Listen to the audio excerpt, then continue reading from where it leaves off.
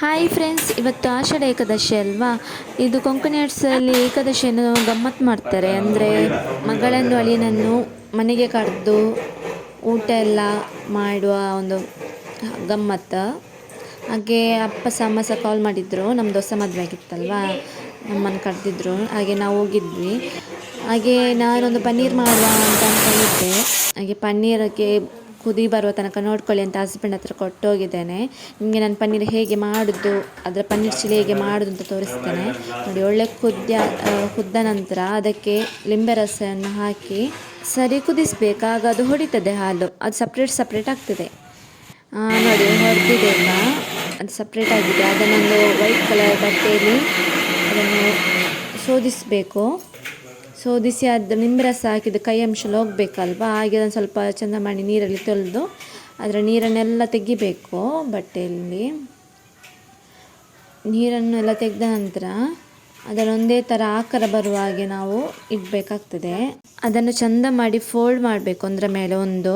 ಆಮೇಲೆ ಏನಾದರೂ ಬಾರದಿದ್ದರೆ ಅದರ ಮೇಲೆ 2 ಗಂಟೆ ಇಡಬೇಕು. ಹಾಗೆ ನಾನು 2 ಗಂಟೆ ಬಿಡ್ತೇನೆ. ಇಲ್ಲಿ ನೋಡಿ, ಅಪ್ಪ ಬೆಂಡೆಕಾಯಿ ಕಟ್ಟೆಲ್ಲ ಮಾಡ್ತಿದ್ದಾರೆ, ಅಮ್ಮ ಸಾಮಗ್ರಿಗಳನ್ನೆಲ್ಲ ಫ್ರೈ ಮಾಡ್ತಿದ್ದಾರೆ. ಎಲ್ಲ ಕಟ್ಟಿಂಗ್ ಎಲ್ಲ ಆಗಿದೆ. ಈಗ ನೋಡಿ 2 ಗಂಟೆ ಆಗಿದೆ. ನಾನೀಗ ಅದನ್ನು ಓಪನ್ ಮಾಡ್ತಾ ಇದ್ದೇನೆ. ಪನ್ನೀರ ಹೇಗೆ ಆಗಿದೆ ನೋಡುವ. ನೋಡಿ, ಅದರ ಮೇಲೆ ಬಾರ್ದಿಟ್ಟ ನಂತರ ಈ ಥರ ಬರ್ತದೆ. ಅದನ್ನು ಚಿಕ್ಕದಾಗಿ ನಮಗೆ ಹೇಗೆ ಬೇಕೋ ಆ ಥರ, ಎಷ್ಟು ಮೀಡಿಯಮ್ ಸೈಜ್ ದೊಡ್ಡ ಸೈಜ್ ಬೇಕು ಕಟ್ ಮಾಡಿಕೊಂಡ್ರೆ ಆಯಿತು. ಹಾಗೆ ಇಲ್ಲಿ ಅಪ್ಪ ಕ್ಯಾಪ್ಸಿಕಮ್ ಪನ್ನೀರಿಗೆ ಕಟ್ ಮಾಡ್ತಾ ಇದ್ದಾರೆ. ನಾನು ನಿಮಗೆ ಹೇಗೆ ಮಾಡೋದು ಅಂತ ತೋರಿಸ್ತೇನೆ. ಪನ್ನೀರ್ ಚಿಲ್ಲಿ ಈಗ ನಾನು ಬಾಣಲೆ ಬಿಸಿ ಆದ ನಂತರ ಅದಕ್ಕೆ ಎಣ್ಣೆ ಹಾಕಿ, ಈಗ ಅದಕ್ಕೆ ನಾನು ಸ್ವಲ್ಪ ಚಿಕ್ಕದಾಗಿ ಕಟ್ ಮಾಡಿದ ಬೆಳ್ಳುಳ್ಳಿಯನ್ನು ಹಾಕ್ಕೊಳ್ತಿದ್ದೇನೆ. ಅದೊಂದು 2-3 ನಿಮಿಷ ಕಂದು ಬಣ್ಣ ಬರುವ ತನಕ ಸ್ವಲ್ಪ ಹುರ್ಕೊಂಡ್ರೆ ಸಾಕು ಬೆಳ್ಳುಳ್ಳಿ. ಈಗ ನಾವು ಪನ್ನೀರ್ ಮಾಡಿಟ್ಟಿದ್ವಲ್ಲ, ಅದಕ್ಕೆ ನಾನು ರೆಡ್ ಚಿಲ್ಲಿ ಪೌಡರ್, ಆಮೇಲೆ ಸ್ವಲ್ಪ ಉಪ್ಪು ಸ್ವಲ್ಪ ಹಾಕಿದರೆ ಸಾಕು. ಆಮೇಲೆ ಸ್ವಲ್ಪ ಕಾರ್ನ್ಫ್ಲೋರನ್ನು ಹಾಕ್ತಾ ಇದ್ದೇನೆ. ಹಾಕಿ ಚೆಂದ ಮಾಡಿ ಮಿಕ್ಸ್ ಮಾಡಿ ಸ್ವಲ್ಪ ಹೊತ್ತು ಇಡ್ತೇನೆ. ಹಾಗೆ ನಮ್ಮದೆಲ್ಲ ಫ್ರೈ ಆಗುವಾಗ ಸರಿ ಆಗ್ತದೆ. ಈರುಳ್ಳಿ ಅದೆಲ್ಲ ಹಾಕಿ ಫ್ರೈ ಎಲ್ಲ ಮಾಡಲಿಕ್ಕೆ ಇರ್ತದಲ್ವ. ಆಗ ನೋಡಿ, ನಾನೀಗ ಬೆಳ್ಳುಳ್ಳಿ ಫ್ರೈ ಆಗಿದ್ದೆ, ನಾನು ಈರುಳ್ಳಿಯನ್ನು ಹಾಕ್ಕೊಂಡು ಫ್ರೈ ಮಾಡ್ತಾ ಇದ್ದೇನೆ. ಅದು ಸಹ ಹಾಗೆ ಸ್ವಲ್ಪ ಕಂದು ಬಣ್ಣ ಬರೋ ತನಕ ಫ್ರೈ ಮಾಡಿದರೆ ಸಾಕು, ಜಾಸ್ತಿ ಅಂದಾಗ. ಈಗ ಅದಕ್ಕೆ ನಾನು ಕ್ಯಾಪ್ಸಿಕಮನ್ನು ಹಾಕ್ತಾ ಇದ್ದೇನೆ. ನಾನಿಲ್ಲಿ ದೊಡ್ಡದೊಂದು ಕ್ಯಾಪ್ಸಿಕಮನ್ನು ತಗೊಂಡಿದ್ದೇನೆ ನಾನು.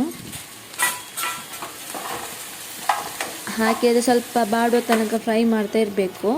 ಆಮೇಲೆ ಶುಂಠಿ ಬೆಳ್ಳುಳ್ಳಿ ಪೇಸ್ಟನ್ನು ಸಹ ಹಾಕ್ತಾ ಇದ್ದೇನೆ ನಾನು. ಅದನ್ನು ಸಹ ಸ್ವಲ್ಪ ಹಾಗೆ ಹುರ್ಕೊಳ್ತೇನೆ.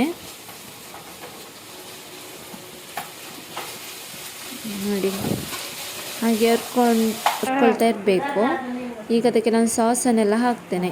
ಫಸ್ಟಿಗೆ ರೆಡ್ ಚಿಲ್ಲಿ ಸಾಸ್ ಹಾಕಿದೆ ಸ್ವಲ್ಪ, ಆಮೇಲೆ ಸ್ವಲ್ಪ ಸೋಯಾ ಸಾಸ್, ಆಮೇಲೆ ಸ್ವಲ್ಪ ಟೊಮೆಟೊ ಸಾಸನ್ನು ಹಾಕಿ ಚೆಂದ ಮಾಡಿ ಮಿಕ್ಸ್ ಮಾಡ್ತೇನೆ.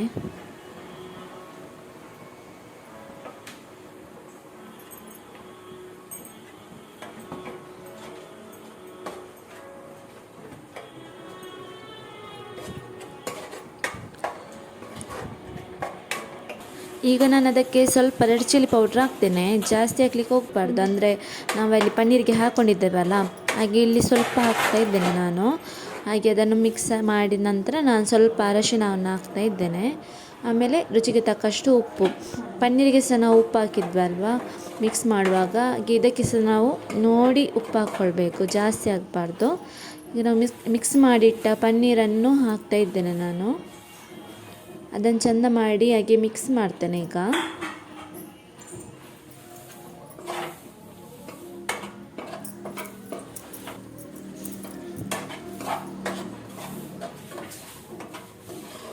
ಎಲ್ಲ ಮಸಾಲೆ ಎಲ್ಲ ತಾಗೋ ತನಕ ಮಿಕ್ಸ್ ಹಾಕಬೇಕು. ಈಗ ಮಿಕ್ಸ್ ಆಗಿದೆ. ನಾನು ಅದಕ್ಕೆ ಸ್ವಲ್ಪ ನೀರನ್ನು ಹಾಕ್ತಾ ಇದ್ದೇನೆ. ನೀರನ್ನು ಹಾಕಿ ಕಾರ್ನ್ಫ್ಲೋರ್ ಇದೊಂದು ಸಹ ನೀರನ್ನು ನಾವು ರೆಡಿ ಮಾಡಿ ಇಡಬೇಕಂದ್ರೆ, ಈಗ ನಾವು ನೀರು ಹಾಕಿದ್ದೇವಲ್ಲ ಅದು ದಪ್ಪ ಆಗಬೇಕು ಮಸಾಲ. ಅದಕ್ಕೆ ನಾನು ಮೊದಲಿಗೆ ಕಾರ್ನ್ಫ್ಲೋರ್ ಇದು ನೀರನ್ನು ಮಾಡಿಟ್ಟಿದ್ದೇನೆ, ಅದನ್ನು ಹಾಕ್ಕೊಳ್ತಿದ್ದೇನೆ.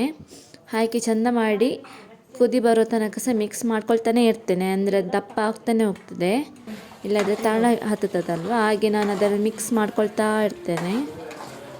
ನೋಡಿ, ಈಗ ದಪ್ಪ ಆಗಿದೆ, ಎಲ್ಲ ಕುದಿಯೆಲ್ಲ ಬಂದೆಲ್ಲ ಆಗಿದೆ. ಲಾಸ್ಟಿಗೆ ನಾನು ಕೊತ್ತಂಬರಿ ಸೊಪ್ಪನ್ನು ಹಾಕ್ಕೊಳ್ತಿದ್ದೇನೆ. ಹಾಕಿ ಚೆಂದ ಮಾಡಿ ಒಮ್ಮೆ ಮಿಕ್ಸ್ ಮಾಡ್ಕೊಳ್ತೇನೆ 1-2 ನಿಮಿಷ. ನಂದು ಪನ್ನೀರ್ ರೆಡಿ ಆಗಿದೆ. ಇಲ್ಲಿ ಅಮ್ಮಂದು ಬೇರೆಲ್ಲ ಇಡ್ಲಿ, ಸಾರು, ಬೆಂಡೆಕಾಯಿ ಉಪ್ಪು ಕರಿ, ಕಡಲೆ ಮನೋಲಿ ಉಪ್ಪು ಕರಿ, ಅಂದರೆ ತೊಂಡೆಕಾಯಿ ಉಪ್ಪು ಕರಿ, ಅದು ತುಳುವಲ್ಲಿ ಕಡಲೆ ಮನೋಲಿ ಅಂತ ಹೇಳ್ತಾರೆ. ಇದೆಲ್ಲ ರೆಡಿಯಾಗಿದೆ ಅಮ್ಮಂದು. ಈಗ ಅಮ್ಮ ಬಡಿಸ್ತಾ ಇದ್ದಾರೆ ನೋಡಿ. ಇದುವೇ ಇವತ್ತಿದು ನಮ್ಮ ಸ್ಪೆಷಲ್ ಏಕಾದಶಿ ಊಟ.